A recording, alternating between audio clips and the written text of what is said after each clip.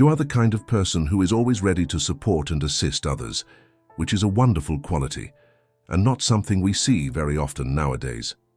Still, it's important to understand that sometimes, no matter how much kindness and effort you put in, you might not be able to change someone's situation, especially if they don't show the desire or ability to improve. No matter how much you try, if they aren't truly willing to change, nothing will happen. Before you spend your time and energy on situations that may not have a real solution, keep watching this video to learn how to recognize the signs that your efforts might not make a difference. We'll go through 8 types of people who, for different reasons, tend to resist outside help and usually have to learn their lessons by facing challenges on their own. Before we jump into the first type, make sure you're subscribed to the channel so you don't miss out on any valuable insights that could change your life. Number 1. People with no vision for the future. Imagine watching someone you deeply care about let their potential slip away day after day. You see their talents, their intelligence, their ability to achieve great things, but they don't. No matter how much you try to encourage them, no matter how many times you remind them that life is moving forward, nothing seems to ignite that spark inside them. It's frustrating because you know they are capable of so much more than they expect from themselves. But no matter how much you wish you could help, the truth is you can't force someone to see their own worth. Of course, enjoying the present moment is essential for happiness, but that doesn't mean we should ignore the future. Every action we take today is shaping what comes next. So a truly fulfilling life isn't just about drifting through time. It's about growing, improving, and making use of the gifts we have, both natural and learned. The real challenge for people who seem stuck isn't a lack of talent. It's that they don't know how to use it. They may have the skills, but they lack the motivation or the vision to apply them in a meaningful way. That's why simply offering them a new opportunity or teaching them something new won't necessarily make a difference. What they truly need isn't more knowledge, it's the courage to take action. Often, the only thing standing between them and progress is the first step. Deep down, they may already know what they need to do. They might even be aware of the opportunities waiting for them on the other side of their limiting beliefs. But if they refuse to make an effort, if they assume that someone else will always step in to rescue them, then no matter how much you try, they will remain exactly where they are. This mindset keeps them trapped in a cycle of inaction, preventing them from growing, improving, or experiencing the satisfaction of overcoming their own challenges. The Stoics believed that striving for a better life is not just a good idea, it's a sign of virtue. Effort and resilience are what build character. Without them, life becomes stagnant and potential is wasted. If you spend too much time trying to push someone who refuses to move, you may find yourself caught in a cycle of frustration and negativity. Sometimes the best thing you can do is step back and focus on your own path. One of the biggest struggles today is anxiety, which keeps millions of people feeling stuck, unable to move forward. But the Stoics had a powerful approach to managing these feelings and breaking free from fear and hesitation. If you want to learn how to handle anxiety the way the Stoics did, I've shared a link in the first comment to guide you through their method. Number 2. People who can't see beyond their own noses. Some people seem to have an invisible force field around them, one that bends every conversation back to themselves. They believe the world revolves around them, and every situation is somehow about them. Have you ever been in a conversation like this? You casually mention to a friend that traffic in the city is getting worse, and instead of acknowledging your point, he immediately dismisses it, saying he's never had any problems. To him, if it doesn't affect his life, it simply doesn't exist. Or imagine this: you're excited about a new job and want to share your happiness, but the moment you bring it up, your friend hijacks the conversation, complaining about how miserable and bored he is at work. Suddenly, what was supposed to be a joyful moment turns into a therapy session. Except you're not the one getting support. It's as if he drains the energy from your excitement and replaces it with his own dissatisfaction. Slowly, you start to notice a pattern. Every time you share something, your moment in the spotlight disappears. Your thoughts, feelings, and experiences become secondary, because this person is always steering the focus back to themselves. It's exhausting, isn't it? Would you willingly continue to support someone who never considers your perspective or emotions?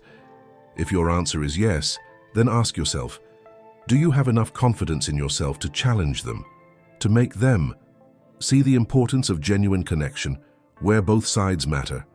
Some people are stuck in their own world, unwilling to grow or change, no matter how much you try to help them. And the hard truth is, if you keep trying to lift someone up who doesn't want to rise, you'll only exhaust yourself in the process. Worse, if you're trying to move forward in life while surrounding yourself with people who constantly pull you down, eventually they will bring you down too.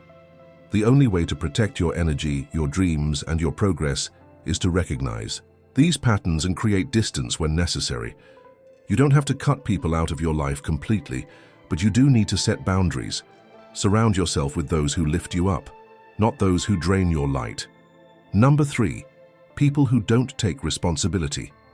Some people live their entire lives dodging responsibility, like a runner jumping over hurdles. They refuse to look in the mirror, to self-reflect, or to admit they could be wrong. To the Stoics, self-analysis and humility are essential for personal growth, but these individuals reject both. Instead of acknowledging their mistakes, they cling to the belief that they were simply in the wrong place at the wrong time, as if life were a game of bad luck rather than a series of choices. Rather than pointing fingers at others, they need to learn that taking responsibility isn't a punishment, it's a path to growth. But that's the problem. They don't reflect before acting, and they don't consider how their decisions affect the world around them. If something goes wrong, they will always find an external force to blame. The circumstances weren't right. Someone else made a mistake. Fate was against them. Never for a single moment do they think, maybe I played a role in this. Worse, they convince themselves that their actions have no impact on others, or even if they do, they simply don't. Care. And because they never take responsibility, helping them is nearly impossible. If their decisions lead to failure, they are quick to shift the blame. Did they fail a test? The teacher was unfair. Did they crash their car? The rain was too strong. Is their house a mess? Work keeps them too busy. Their favorite phrase? It's not my fault. If you believe you can guide them towards self-awareness, think again. It's a losing battle. Every time they fail, they will find an excuse, and no matter how much advice or support you offer, they will refuse to change. Instead, they will turn their frustration outward, pointing fingers at anyone nearby, including you. If you try to help, you risk becoming the scapegoat for their problems. So ask yourself, is it worth your time? Some people aren't looking for solutions. They just want an audience for their complaints, and if you stick around, they will try to pull you into the same cycle of blame and negativity. The best thing you can do? Step away while you still can. Growth is a choice, and if they refuse to make it, there's nothing you can do to change that. Number 4, people who live behind the veil of self-deception. Some people are masters at deceiving themselves. They build their own version of reality, carefully shaping it to fit what they want to believe rather than what is actually true. 2. The Stoics. This is the exact opposite of what leads to wisdom. Honesty with oneself, facing weaknesses head-on, is the only path to real growth. But self-deception is like sweeping dirt under the carpet. Sooner or later, the mess will pile up, and pretending it isn't there won't make it disappear. The real issue is that these individuals truly believe in their distorted reality. They don't just ignore facts, they reshape them to fit their personal narrative. Their brain, instead of being a neutral observer, becomes a storyteller that bends the truth to fit a comforting illusion. And the most dangerous part, they don't even realize they're doing it. It's not always a matter of bad intentions. Often they are simply prisoners of their own mind, trapped in a story they've been telling themselves for years. This habit of self-deception doesn't appear out of nowhere. It likely started in childhood or adolescence, a time filled with challenges, fears, and the deep need to fit in. Maybe they once had to pretend to be someone else just to be accepted. Maybe they grew up in an environment where admitting flaws wasn't safe. Over time, shaping reality became an unconscious survival mechanism, one that now prevents them from seeing things clearly. But here's the challenge. Trying to help them see the truth is like trying to convince someone that the sky is blue when they insist it's green. You can show them the sky, point at it, even take pictures, but they will always find a way to justify their version of reality. They will twist logic, cherry-pick information, and defend their point of view with arguments that make no sense. And unless they want to break free from this illusion, there is little you can do to change their mind. In most cases, only a highly trained psychological professional can help them see what they refuse to acknowledge. This kind of self-deception isn't just personal, it has shaped entire societies. Just look at today's political debates. People dig their heels in, refuse to consider opposing views, and twist reality to match their beliefs, even when their arguments are full of contradictions. Instead of seeking truth, they seek confirmation. Instead of questioning, they defend. In the end, they don't even realize that they've become prisoners of their own falsehoods, and that is the real danger of self-deception. When someone would rather believe a comforting lie than face an uncomfortable truth, they remain stuck, unable to grow, unable to improve, unable to see the world as it truly is. Number 5. People who believe that they are never the problem. Some people go through life convinced that every problem they face is someone else's fault. They refuse to look inward, to question their own choices, or to take responsibility for their own actions. In doing so, they completely disregard one of the most fundamental Stoic principles.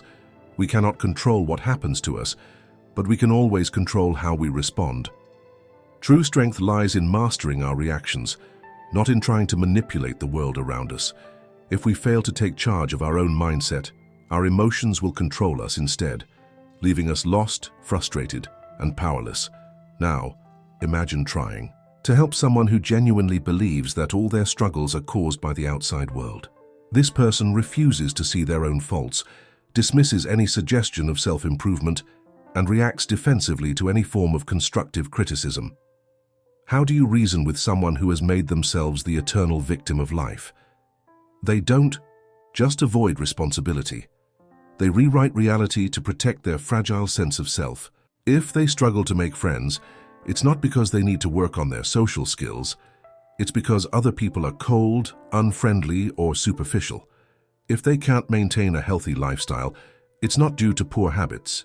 It's because healthy food is too expensive and the gym is too far away. If they fail a job interview, it's not because they were unprepared.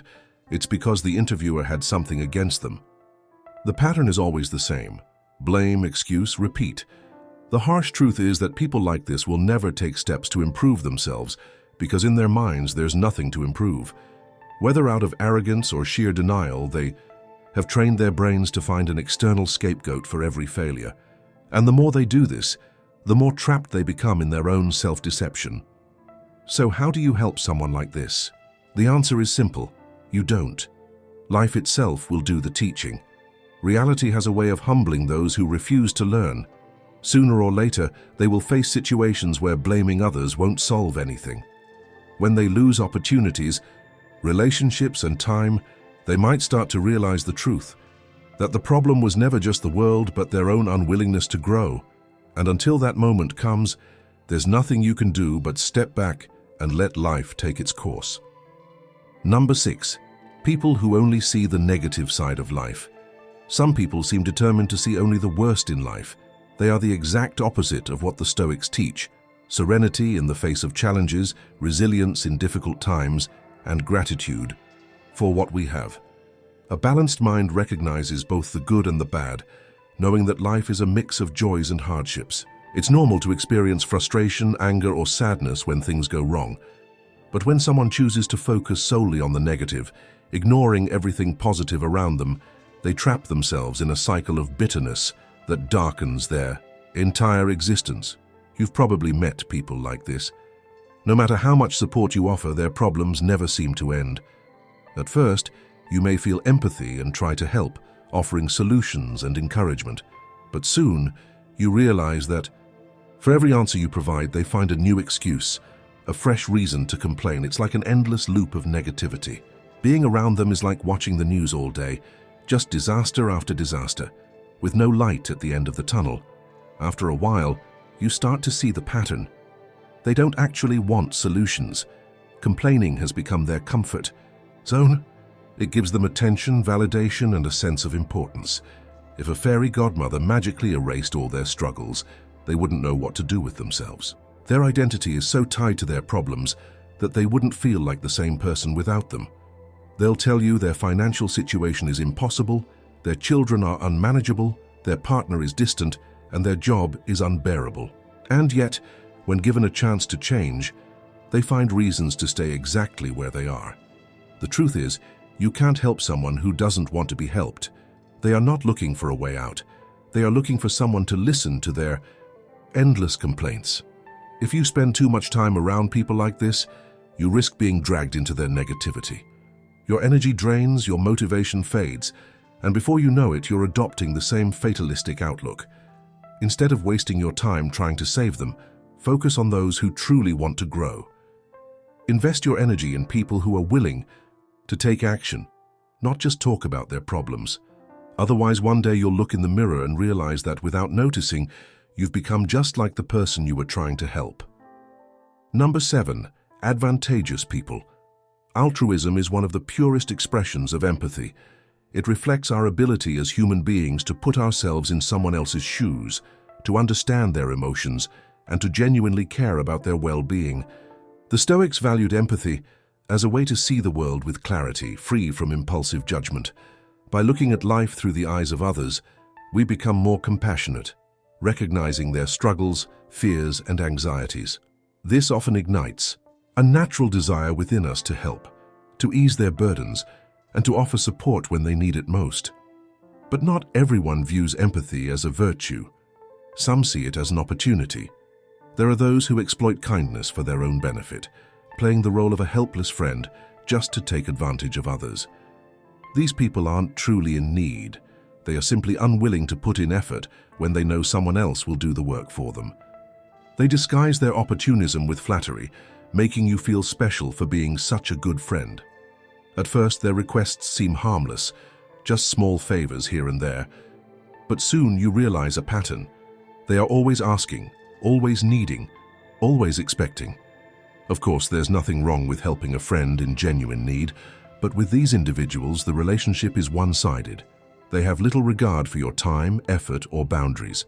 They expect assistance, not because they can't do something, but because they don't want to.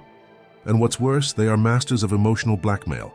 They make you feel selfish for even thinking of saying no, when in reality, it is they who are acting selfishly.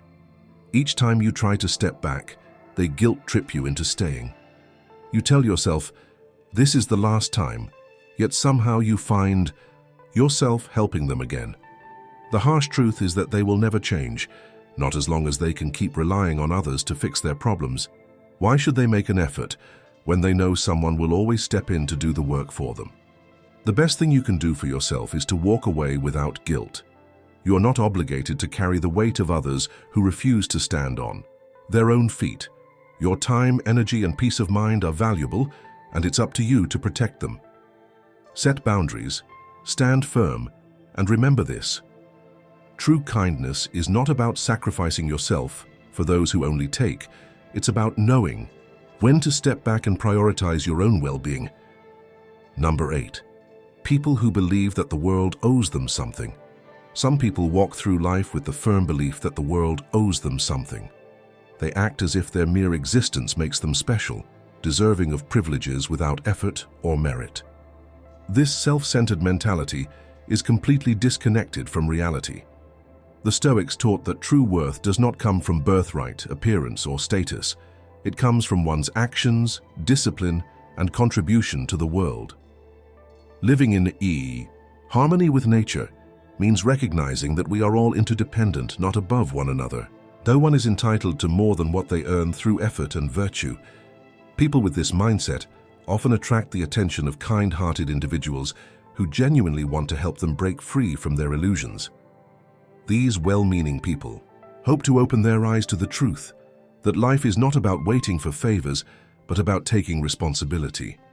However, instead of seeing this as an act of kindness, entitled individuals perceive it as a threat.